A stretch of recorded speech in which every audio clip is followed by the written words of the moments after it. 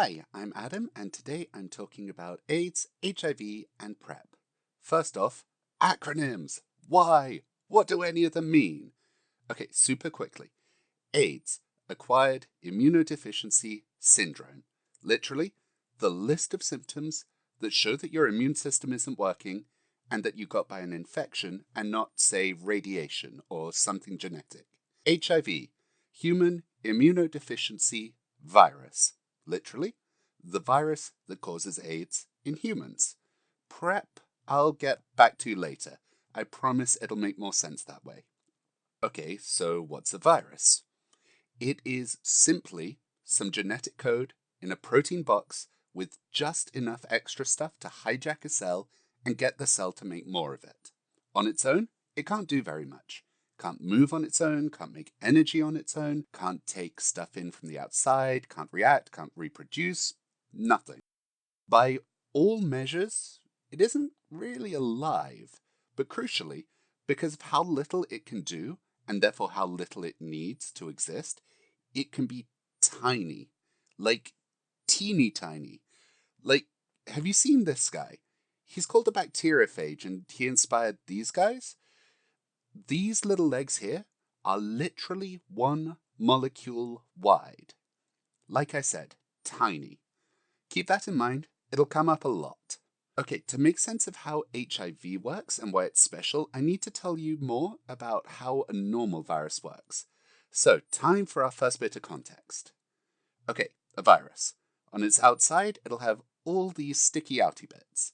And these sticky outy bits have a very specific shape. They connect to one, sometimes two, specific sticky outy bits on your cells.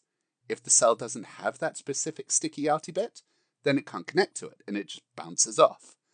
So a virus gets inside you, however, and it connects its sticky outy bits to your cell's corresponding sticky outy bits. Okay, on the cell it's called a glycoprotein. Doesn't matter. Because it's so tiny, the act of connecting to something changes its shape. And that shape change lets it insert its genetic code into your cell. Remember, it's not alive, so think less syringe and plunger and more two bubbles merging together. Once the genetic code is inside, the other stuff the virus needs to hijack the cell gets to work. This differs depending on the types of virus, and there's tons of different flavors. To make life simple, let's just talk about HIV's way of doing it. HIV's genetic code is RNA, and yours is DNA. So to get its code into yours, it needs to turn the RNA into DNA. Biologists will know that turning DNA into RNA is called transcription. Well, the reverse is called reverse transcription. And the enzyme that does that is reverse transcriptase. Thing A's just means the enzyme that does thing in biologist ease. The virus's DNA now needs to get into the cell's DNA. This is called integration, and it uses integrase. Shocking, I know. Once the virus's DNA is in the cell will just assume the DNA is part of its own and follow the code. Oh, make more of the reverse transcriptase and integrase. Sure, why not? Make more of this protein. Okay. Quick aside, the protein making is done using protease. Just remember that name, it'll come up later. Make more of this specific RNA section. Fine. Once the protein has put itself together, send it out. Will do. And so the cell makes more of the virus and sends it out into the rest of the body. Okay, that was dry. I'll try and make the rest of this a little more fun. Okay, now remember how the bubbles merged earlier and the virus has specific sticky outy bits? They're still there, and they're recognizably different from your normal cells. Think zombie movie. You've got a cell that's been infected and it's about to turn and infect everyone if you don't stop it quickly, and everyone can see that they're infected and nobody knows what to do, and then natural killer cell comes along and talks to the infected cell, and natural killer cell is the stone cold cop who's 10 days from retirement and talks to the infected cell like, you know what you have to do, and triggers apoptosis in the infected cell. Apoptosis is programmed cell suicide, which I guess is most comparable to honorable seppuku. Okay, so this is a samurai zombie movie now. Run with it. So once the cell has committed suicide, it breaks down into smaller pieces, and, crucially, the viral bits are still there. So in come the forensic scientists, and they're called dendritic cells. They take the parts they find back to the centers of the immune system, called lymph nodes, and there they show this new bit of virus, it's called an antigen, to the much more powerful immune cells. And eventually it'll find a team of 3 cells, T helper, T killer, and B, who are born with corresponding receptors to this antigen. And they'll be like, we've been training for this our entire lives, and spring into action. And they form an army, and it's called in to fight the samurai zombies. First, there's B cells, who fire antibodies into the world. They're powerful little chemical bullets that stick only to the viral antigens and disable floating viruses, or that stick to the antigens on infected cells with a note that says, if you can read this, you've been infected and you know what you must do. And the note hands them their sword. There's T killer cell that heads out into infected areas only and hunts down and kills every infected cell systematically, ruthlessly, and with way more efficiency than the natural killer cells ever did. Then there's T helper cells. They produce chemical signals called cytokines. When T killer and B cells receive the cytokines, they activate and get to work. When they stop receiving them, they stand down. So in this case, they're like the commanders giving orders to the army of T killers and B cells. They're the ones that switch the body from passively watching out for invaders to fighting off one specific infection with the full force of the body. But the virus isn't idle during this. It'll keep mutating to try and avoid detection by the army, sending out its horde of ever-changing zombie ninjas to try and avoid the army. But the army's adaptable too, and the arms race is on. Can the army adapt fast enough to kill the zombies before all of the body is infected? Find out in the thrilling conclusion of Viral Infection. Cue the theme music. Okay, I might have gotten a bit carried away there. Okay, back to being professional now. So, HIV. HIV can only bind to the CD4 receptors. And we call cells that have CD4 receptors CD4 plus cells. Or we call them T helper cells, the commanders from the weird anime I accidentally just wrote. As you can imagine, the more of them get infected, the fewer commands they can give out, the fewer cytokines. And so the harder it is for your body to switch its immune system to fight a specific infection. This is why in HIV infections they measure your CD4 count. The higher it is, the more active commanders you've got, the more your body can fight off infections. The other big problem with HIV is it's even more mutation happy than normal viruses, and it's even tinier than normal viruses. Antibodies just don't seem to slow it down at all, and even when they do, it just changes shape to dodge them.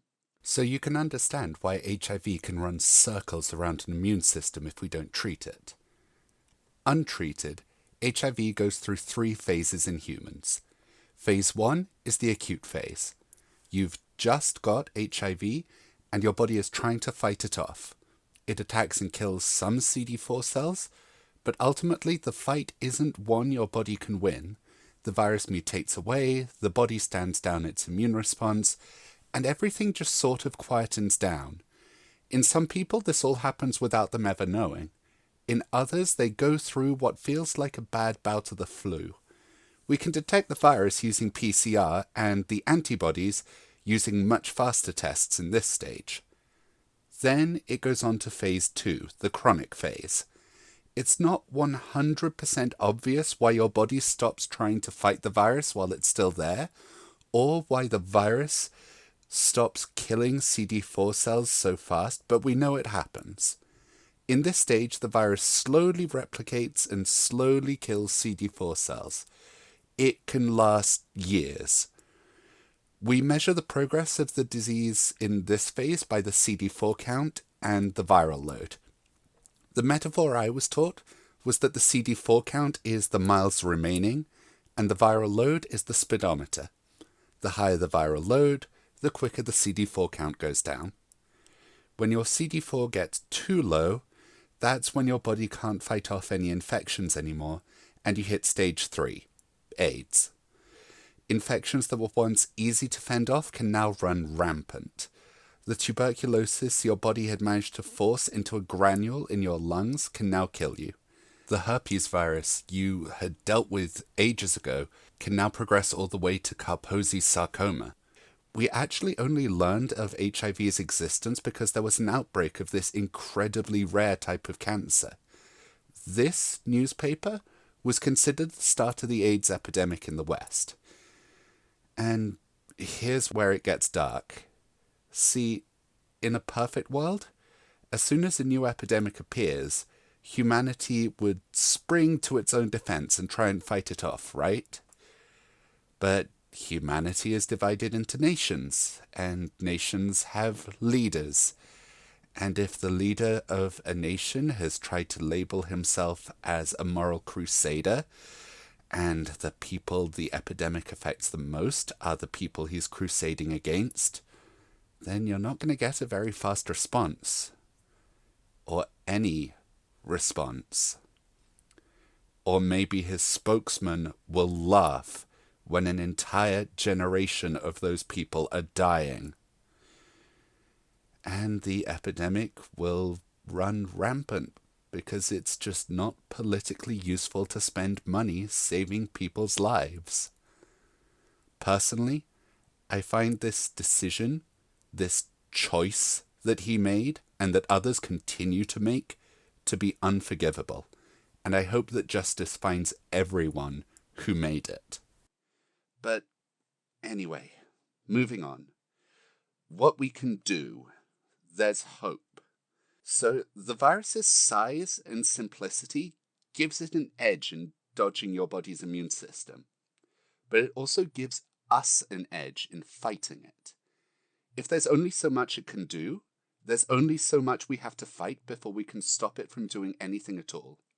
The virus comes in, turns its RNA into DNA, integrates its DNA into ours, and makes more of itself. We can block its entry with entry inhibitors such as Maraviroc. We can block its reverse transcription in 2 different ways, nucleoside reverse transcriptase inhibitors, which are basically letters in the DNA that aren't in joined-up handwriting, and they end the sequence before it can make any sense. And non-nucleoside reverse transcriptase inhibitors, drugs that attack the enzyme literally any other way, such as tenofovir and etravirine, respectively. We can block the viral DNA from getting integrated into the cell DNA using integrase inhibitors such as raltegravir. We can block more of the viral proteins from being made with protease inhibitors such as darunavir. In the early days, we only had the one drug to treat HIV. It was called AZT. It was really toxic. And because HIV is so good at mutating, it would only last for a while before the virus would just mutate around it and get back to killing you. Then, in the 1990s, we had enough different types of treatment that we realized we could avoid the virus mutating around the treatment by treating patients with multiple different classes of treatment at the same time. A virus will mutate around one mistake every 250 bases, in its genetic code. This is the fastest of any known biological entity. It has a genetic code 9,200 bases long. So every time it replicates itself once, it'll have made about 40 mistakes. The odds of those 40 mistakes causing it to mutate around any one treatment are really slim. The odds of those 40 mistakes causing it to mutate around one treatment and then another are really slim squared. One treatment, then another, then a third, really slim cubed, and so on. And only one drug needs to work to completely stop the virus from replicating in a cell. Current guidelines are to have 3 drugs of at least 2 different classes at any one time. It's called combination therapy or highly active antiretroviral therapy, HAART. These pretty much guarantee that the viruses can't make more of themselves. So that's that, right? It's cured. Well, not quite. We can stop the virus making more of itself, and your body will slowly flush out all of the floating viruses inside you until there aren't any left. This is called an undetectable viral load. Once that's happened, you can't transmit the virus anymore, because there's nothing to transmit. And generally speaking, as long as you keep up your treatment, you're indistinguishable from someone who was never infected. The problem is, some of the viruses could have gotten into a long-lasting cell. If you stop taking your treatment, the long-lasting cell will just start making more of itself again, and you have to start over from square one. So, it's a manageable disease like diabetes or asthma, but it's not a curable disease. Yet, anyway. But wait, what if we stop the virus from ever getting into one of your long-lasting cells? Then, once your short-lived cells are all gone, and you've got no more virus floating around, and no more viral DNA, isn't that a cure? Yes, but also technically no. This does work, and it's called prophylaxis, because technically you're stopping the disease before it happens, and not after it happens, which is a cure. Like I said, yes, but not technically. Prophylaxis comes in two flavors right now, PEP and PrEP, post and pre-exposure prophylaxis. Remember how I promised it would make more sense if I introduced this later? In post-exposure prophylaxis, as soon as you've been exposed to the virus, 72 hours at most, you rush to the doctor and take your first set of pills. You go for 30 days, and then by the end of it, the virus has all been flushed out, the cells that have been exposed to the virus have all been flushed, and you got there in time. In pre-exposure prophylaxis, you take one pill every day. It contains 2 different antiretrovirals, so the virus can't mutate around it in time, and it's 99+% effective at preventing the virus from taking hold if it ever gets inside you. There are some side effects, and you have to see the doctor every few months for checkups if you start it, but frankly, some minor stomach problems and headaches, and even then only if you're unlucky, those are a fair price to pay for a shield against HIV. Okay, so what did we learn today? We learned what a virus is and how it replicates. We learned how viral infections typically progress. We learned how HIV infects cells, which cells it infects, how it binds to them, and how the infection progresses. We learned how antiretrovirals work. We learned that undetectable means untransmittable. We learned what combination therapy is and why it's been a vital step in fighting the AIDS crisis. And we learned what PEP and PrEP are and why they are the next important step in fighting the spread of HIV. Thank you so much for listening, and good luck out there.